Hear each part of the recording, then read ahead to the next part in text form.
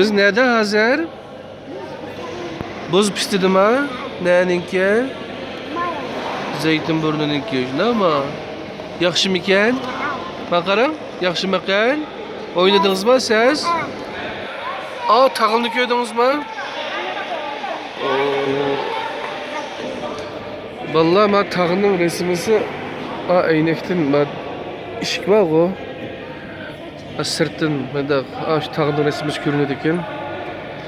Bu aş bizim vatandaki tağlar acayip okşaydı ekan. Şunun bilen ayağımı desem, vay bu işçidaşın tağının bütün manzarası var ekan dedi. Ma'qul deb kirib qarasam haqiqatan bek chiroyli ekan.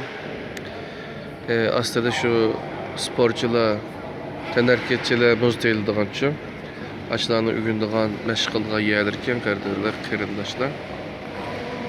Vaqtida kelsa nima kelsa bo'ladi. Şu yapılıklarını başlap 1997 ve 2000 yılları ben şu takı çıkandım. Şu külle işim kilovatı aş külle. Vallahi ben şu tağlağı var o. Yapılıklarına çıkan ben. Bilir misiniz? Tağdan üstüne çıkmadım lakin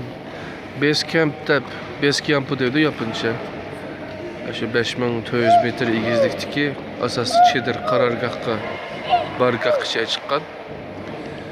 Kaderli qarindoshlar. Resim tağının nimasi bek chiroyli. Qaysi taqki bu? Vatandagi tağlar isim keldi. Şununla bunu çekişim qaderli qarindoshlarim.